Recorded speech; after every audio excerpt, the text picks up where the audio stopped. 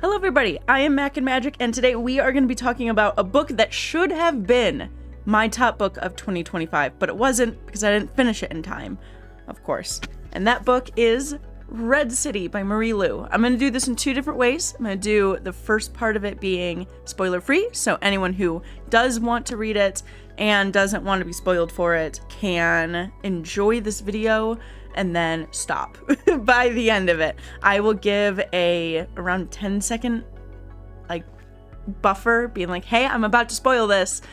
Please wait. So let's go ahead and just get straight into it. This is such a devastating book and I loved it. I loved every single second of it. So Marie Lu, if you don't know, wrote Legend, which is a YA novel. This is her first adult debut. They describe this book as The Godfather meets The Magicians. I've never read The Magicians. I have seen Godfather Part 1, and I get it. I think a better tagline would be, this is the Atlas 6, but less characters and a bit more of a plot to it. I think they focus more on the two main characters, which I love, because focusing on 5 different ones, I get attached to certain ones and I don't care about the others. And that's always my issue with having a big cast of characters. So this is an urban fantasy book set in Los Angeles. It essentially takes a bunch of syndicates that are also alchemists, and they can basically transform elements into different elements, as long as you're aware of how the science behind it works. There's different kinds. There's bioalchemists, there's polemists, which are the more aggressive ones, and so all of these working together, they are creating sand, which is a drug that can both enhance the best qualities of yourself, but also enhance the worst qualities of yourself. And people are hooked on it, but it's kind of like an underground thing. The people in power know of it. They know where to get it. I'm sure the average person, although the average person isn't exactly explained, is probably not the person who is getting sand. And it's addictive because everything sharpens. You end up seeing everything perfectly, and you feel more confident if you're a confident person. And so it brings out the best in people, brings out the worst in people at the same time. So there are a few syndicates that are controlling the sand trade, but we are only focusing on 2. That is Luminous and Grand Central. And Grand Central has been the top of Los Angeles for years and years and years, and Luminous has all of these new plans. They are to undermine them and basically take them down. So you see these 2 main characters kind of get wrapped up in that, and you see them from childhood, which is my favorite thing. So you really do feel like you see their entire background versus going into something and not really understanding their entire background and being like, oh, okay, because it's explained to you, but you're not seeing it. I loved that you saw it in this. So you saw their relationship with each other.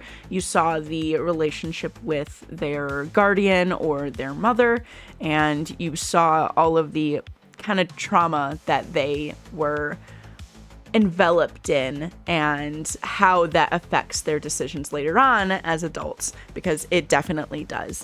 Marie Lu handled that beautifully, and her prose in it as well. The last book I read by her was Legend, and that was years ago, and I can go into a whole tangent about how I didn't like the rest of the books because I couldn't fathom a world where the 2 main characters don't end up with each other right away.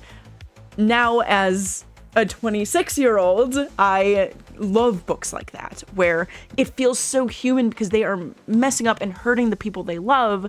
But that's such a human thing to do, and taking that away from a character is just, it makes them feel false.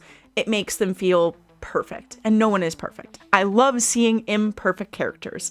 That is, I think, mixed in with the world that was so intriguing of all of the alchemists and where the story ended up going. I was kind of hoping it would be a standalone. It is not a standalone. It is actually going to be a trilogy, but I kind of can't hate that because I think she has so much room to expand the world and also expand how the characters are going to react in this world as it's changing. The number one reason why I loved it so much was her prose. Her prose is, oh, it's so beautiful and heart-wrenching and devastating, and there's little quips in it that make you go, oh, what's going to happen? Because she does foreshadow a little bit, being like, one quote, for example, would be something about them breaking each other's hearts, and you're like, okay, but how does that happen? And so it makes you want to devour it more. I like books that give you that little sprinkle of, here you go, you can have this, and then just keep reading, just wait, because it's amazing. It really, really is. There's also the little side plots of Sam and her mother. There's Sam and Will. There's Ari and the rest, and how he's feeling about his family.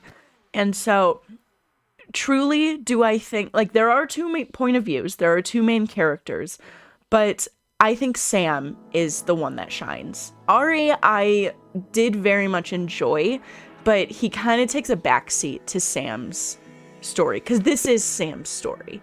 And something tells me by the ending that this may end up turning into the next one, maybe more of Ari's story. And but I think Marie Lu really understood Sam. And I think in the author's note, she actually mentions, like, Sam, I could have been Sam in another world. So this is where I'm coming from with it. And I love that. I love that she was able to put herself in those shoes and be like, I wonder what would happen to this character if X, Y, and Z happened to them. And they were given these impossible choices. That the thing about this book that I love, I can just go on and on about this. I loved this. I loved that.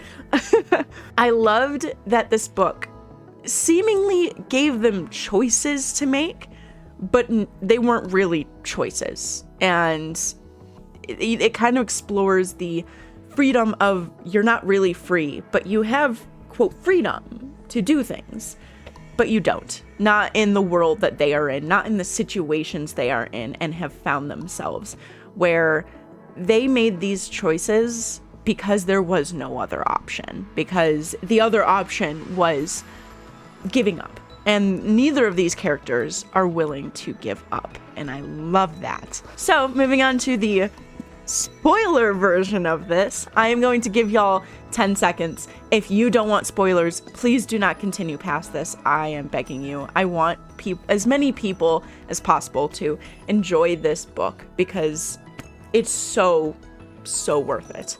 Is that for here or to go?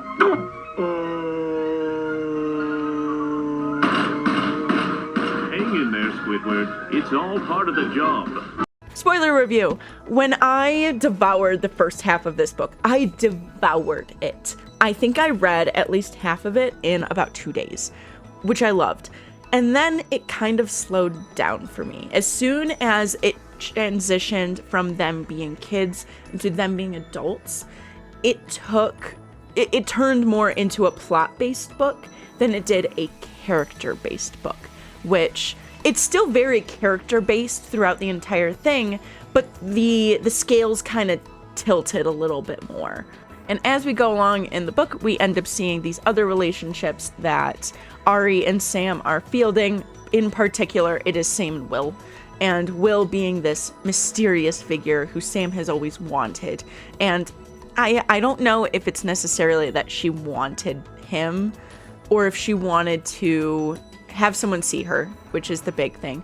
So 2 things about Ari and Sam. Ari apparently has a very strong soul, and so, that's what it's described as in the book. And so with that, he actually, like, attracts people. He's someone that you would do a double take to, is how it's kind of explained in the book. Versus Sam, no one notices Sam. She is the perfect spy. She is the perfect assassin, as she ends up being. You see them kind of fall into the assassin, the silent assassin, and the Wonder Boy who is going to create all of these connections and network for Luminous and be able to get them on top due to that, even if it is completely illegal that they are doing this and trying to put their money into the pockets of big politicians.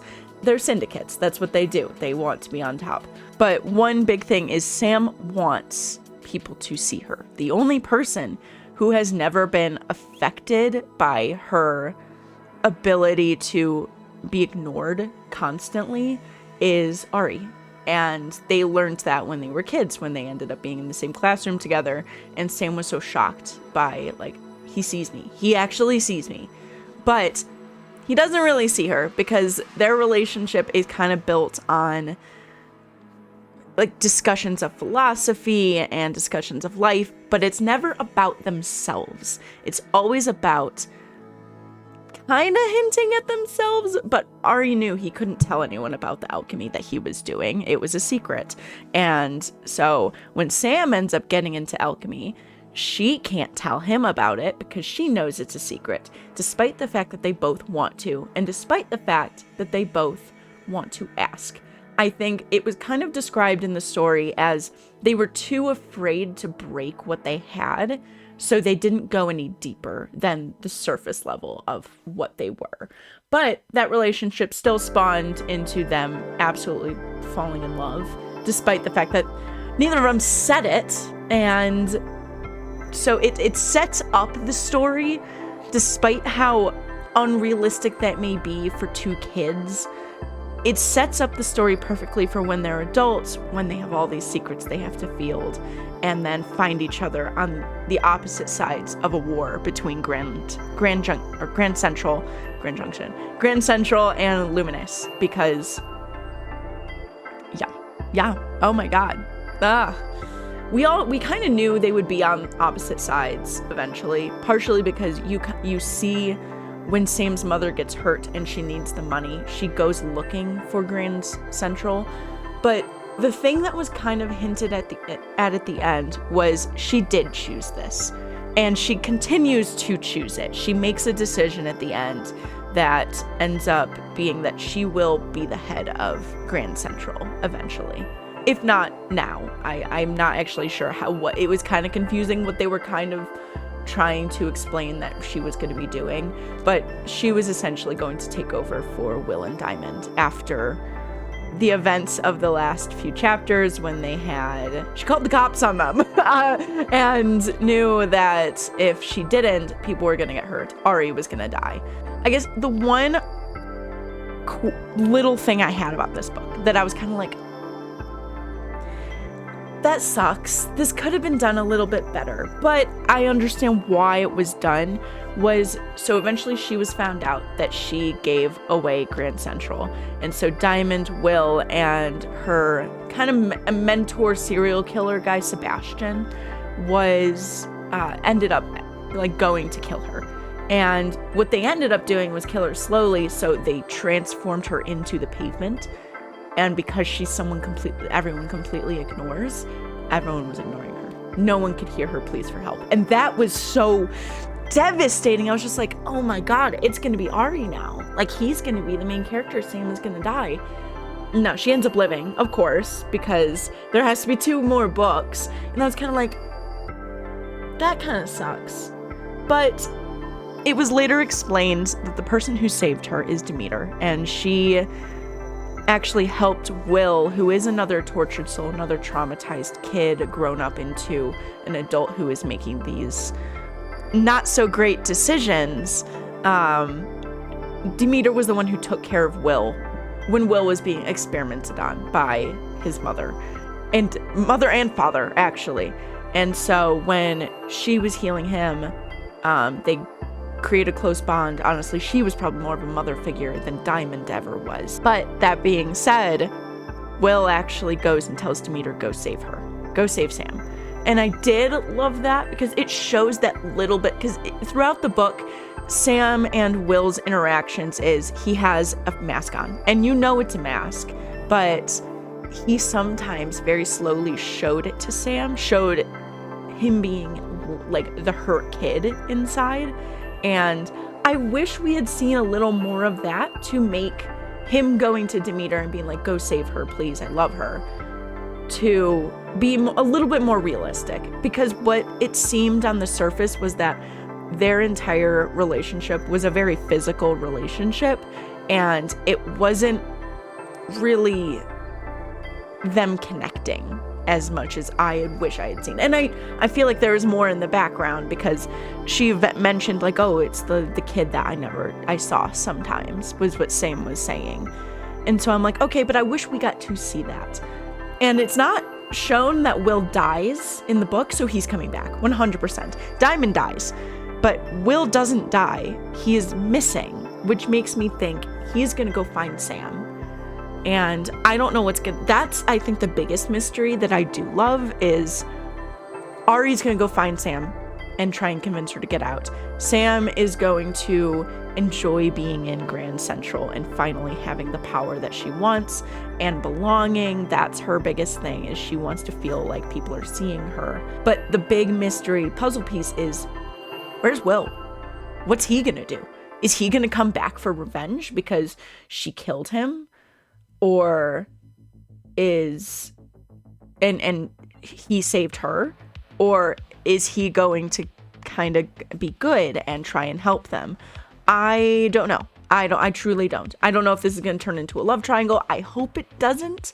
I don't think Marie Lu would go that way. There's so many little things that I want to talk about, and I feel like I'm never going to get to all of them. I really need to start writing these down, because I didn't tab this book at all. I need to tab my books again. Another thing that kind of confused me, that I would like to probably go back and read them all and be like, okay, how does this factor in? Is that in between some of the chapters, there's little quips of like documents about, they're about syndicates or about, alchemy and how it came to be and why it's this underground thing. And that's, I think, another thing I'm really curious about is, are there other alchemists that are not a part of the syndicates that work either alone or in more positive groups? Because it sounds like the syndicates are inherently basically all evil. They do meet, but they want money. They want to be able to sell sand. And I want to know if there is good out there in the alchemists, or if alchemy is inherently bad because it's so powerful. Another prediction I have is that by the third book, I think Ari and Sam will either be, because sand is very addictive, but it also breaks down your soul. And the more you use it, the more you depend on it, and the worse the side effects get when you're not on sand. So you have to constantly be taking it. And it eventually destroys you, like any other drug might. Alchemy does the same thing. So it tears a piece of your soul out every single time that you transmute something, which kind of makes it so that it's not this unlimited power that you can use. You have to be careful with it. And these characters have not really ever mentioned, like, they have to be careful with sand and they have to be careful with alchemy. So I think by the third book, one or both of them is going to be either so, I don't want to say hooked on sand, either destroyed by sand, or one of them is going to be so destroyed by the amount of alchemy that they're doing, or one of them is going to do a big act of alchemy that is going to destroy them. So that's my prediction for later on in the series. It probably, that's just the way I can see it foreshadowing, because multiple times throughout they were like, they can see the withdrawals in other people when they're taking sand. Sam had some withdrawals. I'm interested to see how Marie Lu will actually go about it, because I fully trust her to be able to do it well and still have a commentary on certain things, because I think she takes a lot of things from real life and will put them into her books. Legend is one of them. I really need to go back and read Legend and actually enjoy it this time. Because I think I would adore it a lot more. I also never read the technical fourth one. Do I have it? No, I don't have it. I only have Prodigy and Champion. So I could talk so much more about this book. I cannot tell you how much I could talk about it. I'm recommending it to literally everyone I know because I love it that much. I truly do believe if you liked Atlas 6, but were kind of hoping for a little more plot, a little more magic to it, this is the book for you. It doesn't have as big of a cast of characters, which I think lends it to being a very strong book.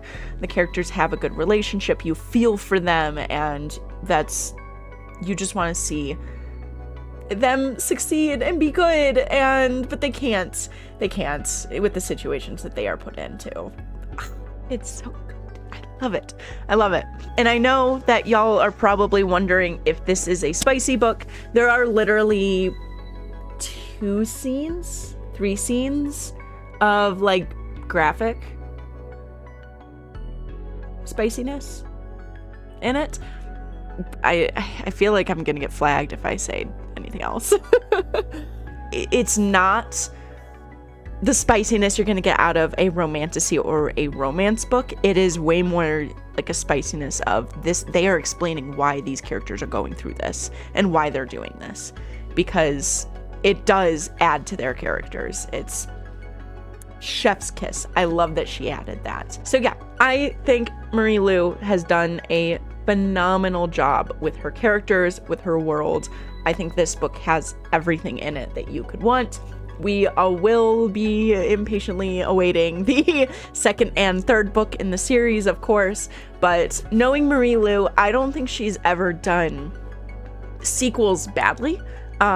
Legend being an example of that. I didn't like it because I had my own issues with it, but I think I would like it now as I'm older and understand a little more complexity to characters. So I truly am not too worried about it, as I know some people didn't like the sequels to the Atlas 6. So I'm still planning on reading them at some point, maybe not owning them. I will own the rest of these though. Oh my goodness. So if you enjoyed this both spoiler and spoiler free review, let me know. I was debating putting it into 2 videos, so let me know in the comments if you would like that versus me putting it into the same video. So don't forget to click that subscribe button. I don't know what side. It's probably gonna be one of these 2 corners over here. If you want to see more from me, I am so excited to be back and making videos. You have no idea. I will put out my favorite books of 2025 in just a little bit, and I know I'm late on that. That's okay. I'm giving myself a grace period for that. So I hope y'all have a phenomenal day, and I will see you later. Bye, friends.